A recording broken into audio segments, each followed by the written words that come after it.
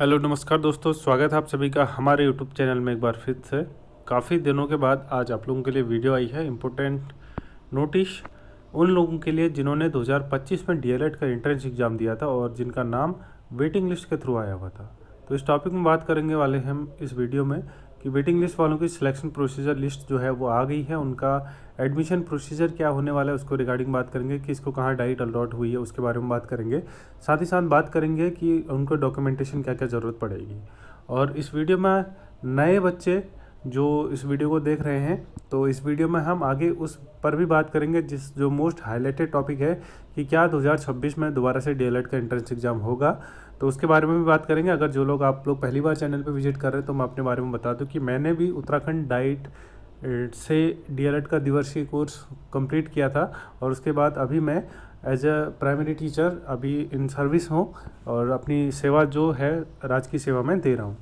तो चलिए शुरू करते हैं ज़्यादा देर ना करते हुए। सबसे पहले state council of education research and training Uttarakhand यानी कि राज्य शैक्षिक अनुसंधान एवं प्रशिक्षण परिषद जो है उत्तराखंड SCERT की तरफ से नोटिस निकाला गया है 18 मार्च यानी कि परसों का ये नोटिस था, जिसमें उत्तराखंड डीएलएड जो दिवसीय प्रशिक्षण होता है प्रवेश परीक्षा 2025 हेतु प्रतीक्षा 34 से चयनित औपबंधिक अभ्यर्थियों के लिए राज्य स्तरीय काउंसलिंग के पश्चात जिला शिक्षा एवं प्रशिक्षण संस्थान आवंटन संबंधी सूचना। तो आप लोगों का जो डाइट अलॉटमेंट हुआ था उससे संबंधित ये इन्फॉर्मेशन है, आपकी काउंसलिंग हुई थी उससे संबंधित कि आपके जो इसमें ये कह रहा है, अगर आप मोटा मोटा देखेंगे 13-14 मार्च को जो काउंसलिंग संपादित करी गई थी अभ्यर्थी उनका जो है ये रिजल्ट पब्लिक कर दिया गया है और आपका डॉक्यूमेंटेशन के साथ 25 मार्च तक अनिवार्य रूप से आवंटित जिला शिक्षा एवं प्रशिक्षण संस्थान में प्रवेश लेना सुनिश्चित करेंगे, क्योंकि इसके बाद आपकी क्लासेस शुरू हो जानी है, आपकी रेगुलर क्लासेस रहेंगी इसके बाद से। तो 25 तारीख तक आपको टाइम दिया जा रहा है,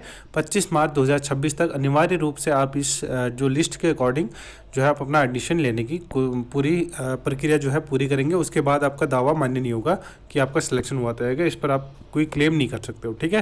तो ये लिस्ट जो है आप हमारे टेलीग्राम ग्रुप से देख सकते हैं। अगर आप टेलीग्राम ग्रुप पर विजिट नहीं किया आपने तो आपको डिस्क्रिप्शन पर लिंक मिल जाएगा, वहाँ से आप टेलीग्राम ग्रुप विजिट कर सकते हो। अन्यथा आपकी अगर आप वेबसाइट के थ्रू जाना चाहते हैं तो स्कूल एजुकेशन SCERT और UBSC Uttarakhand board of school education की वेबसाइट से आप ये लिस्ट पर देख सकते हो, ठीक है। ये हमारे अपर निदेशक हैं परमेंद्र सकलानी SCERT अपर निदेशक, उनके सिग्नेचर हैं। आगे बात करेंगे दिशा निर्देश जो कि दिए गए हैं कि आपको डॉक्यूमेंटेशन क्या क्या लेके जाने हैं, ठीक है। 22 नवंबर को पेपर हुआ था 2025 को। उसके बाद इसकी पहली मेरिट लिस्ट आई थी, मेरिट लिस्ट वालों की काउंसलिंग होकर उनके एडमिशन हो गए हैं और उसके बाद जो है वेटिंग लिस्ट आई थी, वेटिंग लिस्ट के वालों की काउंसलिंग हुई, काउंसलिंग के बाद अभी इनकी लिस्ट आ रही है, ठीक है। तो 25 तारीख तक आपका एडमिशन होना सुनिश्चित होना है।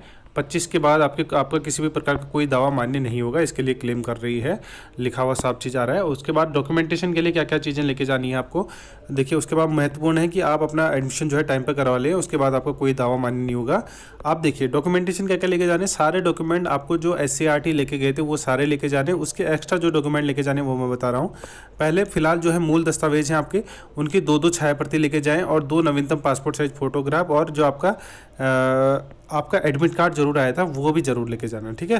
तो ये लेके जाने। और डॉक्यूमेंट जो बेसिक डॉक्यूमेंट्स होते हैं, आपका हाई स्कूल का अंक पत्र प्रमाण पत्र, इंटर का अंक पत्र, इंटर का प्रमाण पत्र, ग्रेजुएशन के अगर ईयर वाइज है तो ईयर वाइज के सेमेस्टर के सारे प्रमाण पत्र, और अगर सेमेस्टर वाइज है तो सेमेस्टर के सारे प्रमाण पत्र। साथ ही साथ आपका ग्रेजुएशन के मार्कशीट लगेगा, प्रमाण सर्टिफिकेट लगेगा जो आपको फाइनल सर्टिफिकेट आता है। जिसके पास फाइनल सर्टिफिकेट नहीं है वो अपना प्रोविजनल सर्टिफिकेट जो है यहाँ पर लगा सकता है। आगे बात करेंगे, अगर आप कैटेगरी से बिलोंग करते हैं SC ST OBC EWS तो आपको उसके संबंधित अपना जाति प्रमाण पत्र प्रस्तुत करना होगा।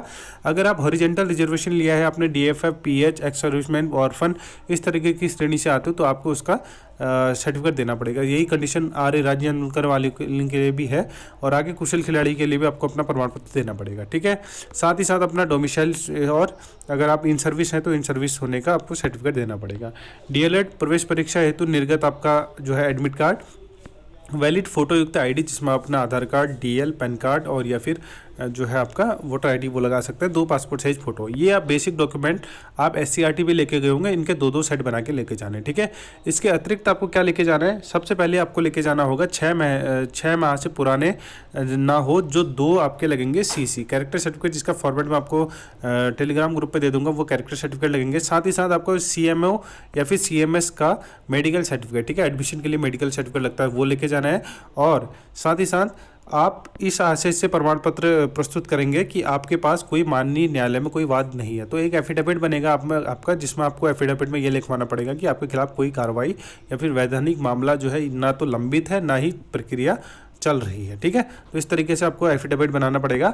ये अतिरिक्त में है, बाकी डॉक्यूमेंट जो है आपको ऊपर लेके गए थे आप जो SCRT वही लेके जाने हैं। ठीक है, साथ ही साथ और क्या लेके जाना है, आपको 35,000 रुपये का डिमांड ड्राफ्ट लेके जाना है। डिमांड ड्राफ्ट में आपको 35,000 रुपये बैंक से बनेगा। ये किसके नाम से बनना है, ये बनना है जिला शिक्षा एवं प्रशिक्षण संस्थान, सॉरी प्राचार्य आएगा पहले, प्राचार्य जिला शिक्षा एवं प्रशिक्षण संस्थान, संस्थान के आगे आपका डिस्ट्रिक्ट का नाम लिखेंगे। जैसे कोई नैनीताल है तो प्राचार्य जिला शिक्षा एवं प्रशिक्षण संस्थान नैनीताल, प्राचार्य जिला शिक्षा प्रशिक्षण संस्थान अल्मोड़ा। ठीक है, और एक चीज़ का ध्यान रखना है कि जिन लोगों को चंपावत आवंटित हुआ है तो वो डिमांड ड्राफ्ट बनाएंगे पिथौरागढ़ वाले प्राचार्य के नाम पे, जो आएगा जिला शिक्षा प्राचार्य जिला शिक्षा प्रशिक्षण संस्थान डीडी हाट के नाम से। ठीक है, डीडी हाट पिथौरागढ़ के नाम से, और एडमिशन भी आपका वहीं पर होगा पिथौरागढ़ में, क्योंकि चंपावत की डाइट को भी मान्यता नहीं मिली है, तो इसलिए उनके जितने भी डॉक्यूमेंटेशन से रिलेटेड वर्क है वो सारे डीडी हाट डाइट यानी कि पिथौरागढ़ डाइट से संचालित किए जाते हैं। आगे बात करें ये लिस्ट की, तो आप ये लिस्ट देख सकते हैं, जिसमें आपके देख सकते हैं बागेश्वर में 3 बच्चों का अलॉटमेंट हुआ है। उसके बाद बागेश्वर देख सकते हैं आपको 3 बच्चों का विज्ञान वर्ग से अलॉट हुआ है। उसके बाद साइंस से आपको 6 बच्चों का विज्ञान से अलॉट हुआ, सॉरी आर्ट्स से अलॉट हुआ है। ठीक है, ऐसे करके आप लिस्ट देख सकते हैं। चंपावत में 3 और 4 बच्चों का अलॉटमेंट हुआ है। उसके बाद देहरादून में 4 बच्चों का। उसके बाद इस प्रकार से पूरी लिस्ट है, 16 पेजों की PDF है, जो आपको हमारे टेलीग्राम ग्रुप पे देखने को मिल जाएगी। वहाँ से आप जाकर देख सकते हैं। अगर आपने काउंसलिंग कराई थी तो आपको कोई ना कोई डिस्ट्रिक्ट जो है अलॉट हो गया होगा, और ये डिस्ट्रिक्ट से संबंधित आपको एडमिशन से प्रोसेस संबंधित सारी चीज़ें आपको हमारे टेलीग्राम ग्रुप पर मिल जाएंगी। देखिए, अब बात करते हैं 2026 से रिलेटेड।